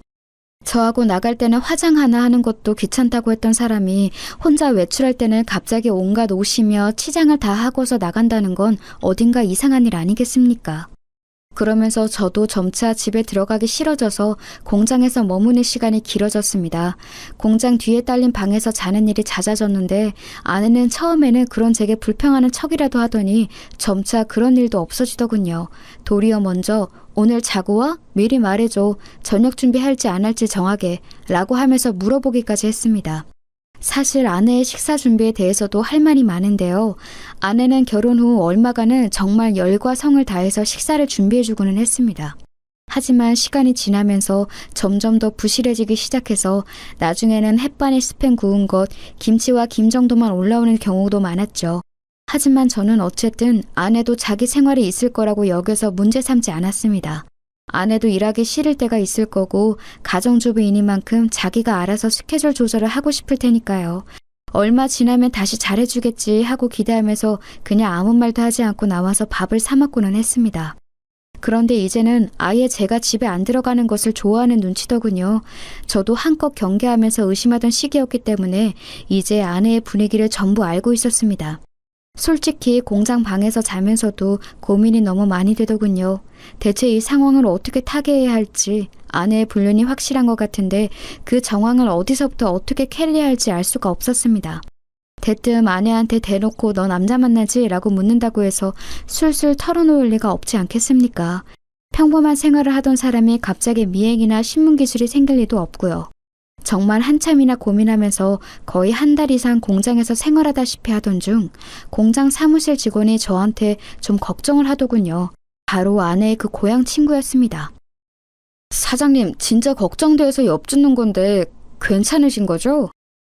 그 친구 역시 공장 방에서 자주 자고 가고는 했습니다. 공장에서는 식사 시간에 아주머니가 식사를 해주셨는데 저녁밥을 거기에서 먹고 야근하고서 잠까지 자고 가는 일이 잦았던 거였죠. 그러다 보니 제가 매일 밤 어두운 얼굴로 한숨을 쉬면서 혼자 술을 마시고 자는 일도 다 알았습니다. 처음에는 이 친구가 아내의 고향 친구인 것을 알기 때문에 별일 아니라고 계속해서 얼버무렸습니다. 하지만 점차 이 친구가 정말 진심으로 저를 걱정한다는 사실을 느낄 수 있게 되어서 저도 모르게 어느 날 저녁에 같이 술을 마시고서는 이야기를 해버렸죠. 아내가 아무래도 바람을 피우는 것 같다, 좀 이상하다, 이제 예전으로는 돌아가지 못할 것 같다는 이야기를 전부 다요. 그리고 누구인지도 전혀 모르겠고 대체 어떻게 상황을 풀어가야 할지도 모르겠다고까지 다 이야기를 했습니다. 그러자 그 친구는 뭔가 골똘히 생각에 잠기는 것 같았습니다. 사장님, 이게 제가 너무 주제넘게 참견하는 거라고 여기실지도 모르겠는데요. 죄송하지만 제가 목격한 게 있어서 말씀드려야 할 것 같습니다. 직원은 조금 망설였지만 저는 뭔가 도움이 될 것 같으면 뭐라도 이야기해달라고 부탁했습니다. 그 직원 역시도 술에 좀 취해 있어서 제가 말하자 고개를 끄덕이고서는 술술 이야기를 털어놓았죠. 다른 게 아니라 저희 그 개인 사업자 사장님 있으시지 않습니까? 저희 자재 공급해 주시는 분요. 그 사람, 그 친구 재미있고 좋은 사람이지. 네, 사장님하고도 친하시지 않습니까? 그런데 얼마 전에 제가 그분 차에서 사모님이 앉아있는 걸 봐서요. 뭐?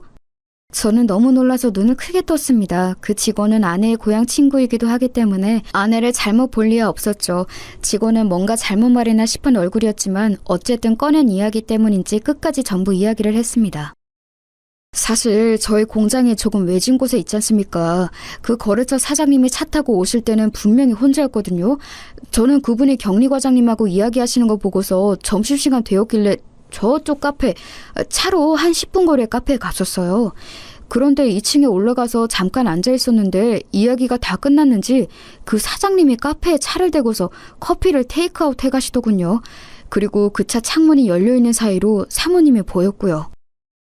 직원은 제 아내이기 때문에 사모님이라고 점잖게 불러주고 있었지만 사실 그의 고향 친구이기도 했죠. 그런데도 이렇게 제게 말해주는 것이 믿어지지 않을 정도였습니다. 하지만 그 직원은 나름대로 마음고생이 있었던 모양이었어요. 사실은 그동안 사모님이 뭔가 그 거래처 사장님하고 만나는 것 같은 느낌이 들었는데 사장님께 말씀을 드려도 되는 건가 고민이 되어서요. 혹시라도 제 착각이면 정말 큰일이니까요. 그랬군. 아니야, 하지만 맞는 것 같아, 분명히. 직원은 그 외에도 거래처 사장이 누군가와 사귀는 듯한 모습을 보여왔고 차에 걸린 장식품도 아내가 좋아하는 캐릭터라서 뭔가 이상하다고 여겼다고 했습니다. 중년 남성이 보통 알록달록한 캐릭터를 차에 걸어두지는 않죠. 그런데 카페에서 아내를 목격한 이후 그것이 생겨나서 직원은 의심을 하지 않을 수가 없다고 하더군요. 정말 아찔했습니다. 한쪽은 제가 정말 사랑하는 어린 아내였고 한쪽은 꽤나 거래한 지 오래되는 나름대로 신이 있다고 생각했던 거래 상대방이었어요. 서로 협력하면서 살아온 세월이 생각보다 상당히 오래되었죠. 그런데 그런 두 사람이 제 눈을 피해서 사귀고 있었다니 상간남 상간녀였다니 말입니다. 제 친구를 배신하는 일일지도 모르지만 그래도 저는 불륜은 진짜 아니라는 생각이 들어서요. 바로 말씀 못 드려서 죄송합니다. 아니야. 말해줘서 정말 고마워. 말하기 힘들었겠지. 술의 힘을 빌려서라도 제게 사실을 말해준 그 직원이 정말 고마웠습니다. 저는 그에게 고맙다는 인사를 한 후 제 방으로 와서 자리에 누운 채 곰곰이 어떻게 해야 하나를 고민하기 시작했죠. 일단 그래도 아내니까 서로 이야기를 나눠봐야겠다는 생각이 들었습니다. 그래도 아직 제 마음속에는 아내를 사랑하는 마음이 남아있었고 어쩌면 그 거래처 사장이 억지로 아내를 꼬드겨내어 불륜을 저지른 것일 수도 있다고 생각이 들었습니다. 어쨌든 아내는 너무 어린 사람이었으니까요. 경험도 없고 성숙하지도 못한 여자니까 제가 어느 정도는 감안해야 한다는 생각이 들었습니다. 그리고 일단 그 거래처 사장하고도 먼저 말을 나눠서 아내한테서 손을 떼게 해야겠다는 생각도 들었고요. 그래서 그 다음날 저는 사무실로 나가서 한참 고민했습니다. 언제쯤 전화를 걸어서 무슨 말로 먼저 운을 떼어야 할까? 이제 예전처럼 친근하게 그 사장을 대할 수는 없을 테니까요. 그런데 점심 먹기 직전 시간쯤 사무실에 앉아있던 그 직원이 저한테 조심스럽게 다가왔습니다.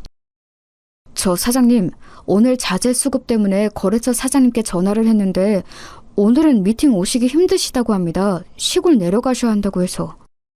시골? 갑자기? 네, 결혼할 사람이 생겼는데 그 사람이 자기 고향에 같이 가자고 했다면서 다녀와서 미팅에 오시겠다고.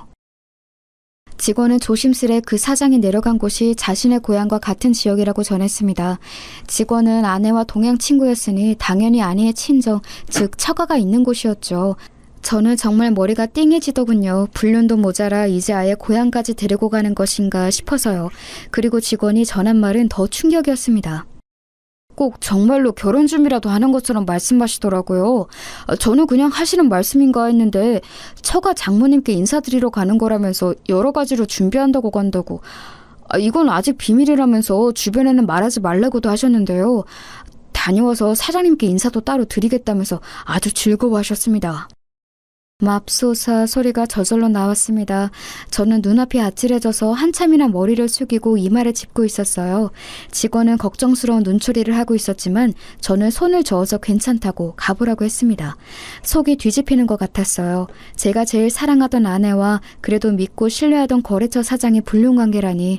저는 그냥 있을 수가 없어서 자리에서 일어섰습니다. 주변에게 말하지 말라면서 저희 사무실 직원한테는 말하는 저 입 가벼운 꼬라지는 또 대체 뭔지 알 수가 없었어요. 그래도 저희 사무실 직원들이나 저하고 무척 가깝게 지내던 사람이라서 더욱이나 상처가 컸습니다. 저는 충격을 받은 상태로 곧장 차를 타고 처가로 향했습니다. 아직 출발하려고 타고 있던 때에 직원이 걱정스러운 얼굴로 달려나오더군요. 사장님, 지금 좀 비틀거리시는데 운전하고 먼 길 가시면 좀 위험할 수 있습니다. 그렇다고 안 갈 수는 없지 않겠나. 제가 운전할까요? 저도 일단 말씀 전해드린 이상 완전히 다른 사람 일은 아니라서. 사실 직원은 여러 가지로 걱정하는 눈치였습니다. 일단 그 친구는 저를 은인으로 여기고서 워낙 열심히 일을 하던 사람이기도 했고 아내의 오랜 고향 친구이기도 했으니 양쪽 다 걱정이 되었겠죠. 사실 저보다는 아내를 걱정했을지도 모릅니다. 어쩌다가 말을 전하는 꼴이 되기는 했지만요. 그래서 저는 그러자고 했습니다. 제가 생각하기에도 도무지 제대로 운전을 하면서 사고를 안 내고 처가까지 도달할 자신이 없었거든요. 한참이나 차를 타고 내려가는 동안 직원도 저도 아무런 말을 하지 않았습니다. 저는 머릿속으로 한참이나 소용돌이를 가라앉히려고 애쓰다가 어느 정도 시간이 지나니 차분해졌습니다. 이제 분류는 너무 확실해져 버린 상황이었으니 남은 건 어떻게 두 상간남 상간녀를 처리하느냐, 그리고 이혼을 해서 어떻게 그 여자를 내다 버리느냐만 남은 거였죠. 세상에 나이 40에 뒤늦게 결혼한 것이 이런 결과를 가져올 줄 누가 알았겠습니까? 그 거래처 사장도 이른 나이에 아내와 사별했다고 하고 어린 자식 키우느라 고생한다는 사정도 있어서 제가 더 잘해줬던 것도 있었습니다. 하지만 이런 식으로 결국 뒤통수를 맞아버린 거였죠. 한참이나 달려서 내려간 끝에 처가가 있는 곳에 당도했습니다. 처가 마당에 낯설면서도 익숙한 차가 서 있는 것을 보고 정수리에서 피가 빠지는 것 같더군요. 같이 있던 직원이 말을 더듬었어요. 저거 거래처 사장님 차네요.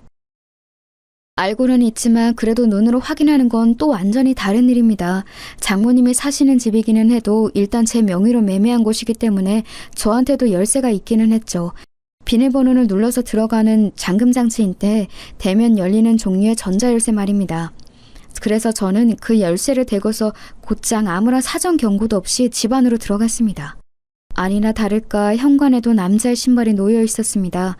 안쪽에서는 고소하고 향긋한 냄새와 더불어서 하하호호 웃으며 이야기를 나누는 목소리가 들려왔습니다. 저는 현관 중문 바깥에 서서 멍하니 그 소리를 듣고 있었죠. 아니, 나는 이렇게 근사한 삽입감을 우리 딸이 데리고 올 줄은 몰랐어. 어쩜 이렇게 사람이 체격이 좋고 중후할까? 그럼 엄마, 내가 기다리랬잖아요, 그러니까. 칭찬 감사합니다. 제가 왔을 때와는 사뭇 다르게 아주 화기애애한 분위기였습니다. 대체 제 어디가 그렇게 마음에 안 들었던 것일까요? 제가 왔을 때는 거의 장모님이 저를 쏘아 죽일 것 같은 눈으로 노려봤는데 말입니다. 심지어 저들이 앉아서 놀고 있는 것은 제 명의에 제 돈으로 산 집안이었죠. 우리 딸이 법적으로 절차만 다 밟아서 끝나고 나면 전 남편 떨궈내고 우리 사위랑 행복하게 잘 살 거야. 지난번 그놈 진짜 지긋지긋했다. 나도 그래, 엄마. 적당히 이집하고 재산만 잘 갈라서 받아내고 갈라서야지. 모녀는 그런 식으로 입방정을 떨면서 저를 씹어대더군요. 속 좁고 촌스러운 남자, 왜소한 데다 남자로서의 매력이라고는 없는 남자. 저는 중문 너머로 안에 있는 이들을 지켜보았습니다. 멀쩡한 식탁도 놔두고서 거실 탁자에 둘러앉은 세 명이 아주 분위기가 좋더군요. 장모님은 거래처 사장이 자기 접시에 음식을 다 먹은 것 같자 얼른 일어나서 가운데 있는 냄비에서 듬뿍 또 한 그릇을 퍼내서 건넸습니다. 배부르다면서 손사래를 치던 거래처 사장은 또 낼름 받아서 그걸 먹더군요. 내가 씨암탉 잡은 걸세. 이게 얼마나 귀한 손님한테만 대접하는 건지 알긴 하나? 우리 딸한테 잘해줘야 해. 우리 딸이 자네가 얼마나 매력적인지 나한테 어찌나 수다를 떨었는지 아주 내가 귀에 딱지가 다 앉았어. 장모는 유쾌하게 말하면서 거래처 사장의 등을 두드렸습니다. 사장도 아주 기쁘다는 듯이 웃으면서 허허 대답했고요. 아내는 아주 거래처 사장한테 혼이라도 빼줄 듯한 기세로 턱을 괴고 앉아서 사장을 지켜보고 있었습니다. 여태까지 저는 장모님한테 제대로 된 밥 한 그릇을 얻어먹은 적이 없었죠. 다 식어 빠진 밥에 냉장고에서 꺼내 먹다만 반찬들, 아내조차도 신혼 초에만 저한테 식사를 제대로 챙겨주었고 최근으로 오면서부터는 아예 식사를 챙기지도 않았습니다. 그런 나날들이 겹쳐 떠오르면서 속이 울컥거리더군요. 곁에 직원이 걱정되는지 움찔거렸지만 그와 상관없이 저는 중문을 벌컥 열고 들어갔습니다. 서로 아주 화기애애하게 수다를 떨며 식사를 하던 세 사람이 갑자기 열린 문 때문에 깜짝 놀라서 저를 쳐다봤죠. 아내가 너무 놀랐는지 입을 떡 벌리고서 저를 불렀습니다. 여보? 당신 어떻게 여기에? 아니, 자네 왜 여기에 있나? 여기 어떻게... 아니, 이게 아내와 장모 모두 당황해서 무어라 설명도 하지 못한 채로 말을 더듬어댔습니다. 거래처 사장은 처음에 아예 무슨 일인지 파악조차 못하는 것 같더군요. 사장님? 사장님이 여기 왜 오신 건지... 아니, 여기 무슨 거래하실 거 있으셨나요? 거래처 사장은 정말로 아무것도 모르는 얼굴로 순진하게 저한테 물어봤습니다. 저는 가만히 그를 노려봤지요. 솔직히 그 거래처 사장은 불륜남, 아내를 꿰어낸 나쁜 상간남이라고 생각하고 있었는데 지금 보니까 아예 제가 아내의 남편이라는 걸 모르는 것 같았습니다. 안에서 들었던 대화 내용으로 미루어 보아서는 분명히 아내가 이혼 절차를 밟고 있는 중인 사실상 돌싱이라고 생각했던 것 같았고요. 이게 말이 되나 싶었는데 생각해보니 거래처 사장은 사실 제 아내를 만날 일이 없었습니다. 저는 아내가 공장에 와서 쓸데없이 기름때 냄새 맡게 하지 않도록 철저하게 공장에 오지 않도록 했고 거래처 사장은 그저 제가 처가 있다는 사실만 알고 있었고요. 평상시 따로 만나서 식사나 술을 같이 하기는 했지만 딱 거기까지인 관계였으니 제 아내가 누구인지 알 턱이 없었습니다. 거래처 사장은 잔뜩 긴장한 아내와 장모를 보면서 잠시 어리둥절한 표정이 되더군요. 사장은 잠시 아내와 저를 번갈아 보더니 여전히 사태 파악이 안 되는 모양이었어요. 그 사이 아내는 저한테 달려와서 얼른 제 손을 잡았습니다. 여보, 어떻게 지금 왔어요? 제가 지금 저분이 저 남자분한테 빚진 게 있어서 잠시 대접하는 중이었어요. 그래. 내가 그래서 좀 나한테 도움을 준 분이라서 내가 대접하고 있는 중이었네. 사위한테도 안 주는 씨암탉 잡았어요. 그쵸? 잔뜩 음식 차려놓고 대접하고 계시네요. 거래처 사장도 일어나서 저한테 다가왔는데 의아한 표정이었습니다. 당연하겠죠. 사장님도 제가 사람 잘못 봤네요. 현재 결혼 상태인 제 아내하고 따로 만나고 계시다니. 심지어 처가에 와서 씨암탉 대접까지 받고 계시다니 놀라운데요? 예? 네? 이게 무슨... 사장은 눈치를 보면서 저와 아내를 번갈아 봤습니다. 아무리 이혼 절차 중이라고 알고 있었다고 해도 엄연히 법적으로 결혼 상태인 여자와 불륜을 저지른 거였죠. 거래처 사장의 잘못도 컸습니다. 아내가 벌벌 떨면서 저희 옷자락을 잡은 걸 보더니 그제야 거래처 사장은 무슨 상황인지 알겠는 모양이더군요. 사장은 당황한 얼굴이 되어서 떨기 시작했습니다. 그러면서 제 앞에 허리를 숙이고서 얼굴색이 창백하게 변했습니다. 죄송합니다, 사장님. 사장님 아내인 줄 정말 몰랐습니다. 제가 정말로 몰랐습니다. 제가 그 말은 믿을 것 같은가 보죠? 정말입니다, 사장님. 정말입니다. 거래처 사장은 덜덜 떨면서 저한테 정말 몰랐다고 애원에 애원을 거듭했습니다. 사실 지금 그 거래처의 실질적인 거래는 저희밖에 없었으니 당연하겠죠. 사실 원자재의 질이 그리 좋지도 않았고 가격 경쟁력도 없는 거래처였는데 순전히 제 호감과 호의만으로 거래가 유지되고 있는 곳이었으니까요. 당연히 지금 저희와 갈라서게 되면 그 사장은 사업이 완전히 나락으로 가는 거였습니다. 그걸 잘 아는 거래처 사장은 제 앞에 무릎을 꿇으면서 애원했습니다. 사장님, 저는 정말 사장님 아내인지 몰랐습니다. 알았다면 만나지 않았을 거예요. 이제 와서 그런 소리는 아무런 의미가 없어요. 저는 저 여자가 지금 이혼 준비 중이라고 곧 갈라설 거라고 해서 만난 것 뿐입니다. 정말입니다. 아무런 증거도 없이 그런 소리를 믿었나 보군요. 게다가 아무리 이혼 준비 중이라고 해도 법적으로 엄연히 결혼 중인 여자죠. 말하자면 사장님은 제 아내를 꼬여내서 상간남 짓을 했다는 이야기입니다. 이제 그쯤 되니 저는 더 이상 화도 나지 않더군요. 아무리 제가 남편인지 몰랐다고 해도, 그리고 이혼 절차를 밟고 있는 중이라고 알았다고 해도 분명하게 상간남인 건 확실했습니다. 이혼 절차 중이라고 알았다는 건 다른 말로 하면 혼인관계 중이라는 사실을 알았다는 것도 되었죠. 엄연히 법적으로 남편이 있는 여자와 사귀면서 장모랍시고 그 모친 집까지 와서 밥을 먹고 앉아 있었다니, 제가 생각했던 그 사람과는 완전히 다른 됨됨이었던 겁니다. 기어코 거래처 사장이 벌벌 떨면서 울기 시작했습니다. 냄새가 났던 걸 보면 오줌도 좀 지렸는지 모르겠어요. 아무런 베이스도 없이 그저 저희 회사와의 거래를 통해서 한 달 벌어 한 달 먹고 사는 사람이었으니 당연했을 겁니다. 아예 살아갈 길이 막막한 거였으니까요. 거래처 사장이 그런 꼴을 보고서는 아내와 장모도 급하게 저한테 매달렸습니다. 여보, 진짜 생각하는 그런 거 아니에요. 저는 정말로, 그러니까 그런 관계가 아니었다고요. 그냥 빚을 져서 보답을 하려고. 지금까지도 그런 말이 먹힐 거라고 생각하는 건가? 진짜 답이 없네. 어처구니가 없더군요. 장모도 뭔가 횡설수설하면서 저한테 매달리려고 했지만 저는 그 이유를 알았습니다. 바로 지금 사는 이 집마저도 제가 사줘서 살게 해준 것이었기에 쫓겨나서 당장 길에 나앉게 될까봐 두려운 거였겠죠. 아내와 장모가 벌벌 떨면서 저한테 매달리는 것을 뿌리치고서 저는 곧장 차를 타고 올라와 버렸습니다. 함께 갔던 직원은 말없이 차를 운전해 주었고요. 섣불리 저를 위로하려 하지 않아서 그것도 고맙더군요. 결국은 이혼할 수밖에 없었습니다. 아내가 제 바지가랑이를 붙들면서 더럽게 안놔주려고 굴기에 지금 협의 이혼에 동의하지 않으면 결국 불륜으로 소송전을 불사하게 될 거라고 이야기를 해주었죠. 유책이 그쪽이기 때문에 민사소송으로 손해배상도 진행할 거라고요. 아내는 제가 어떻게든 그렇게 할 거라는 사실을 눈치채고서 결국 협의 이혼에 동의할 수밖에 없었습니다. 그러면서 장모님이 살고 있는 집만은 어떻게 안 되겠냐고 애원했지만 제가 그걸 봐줄 이유도 없었죠.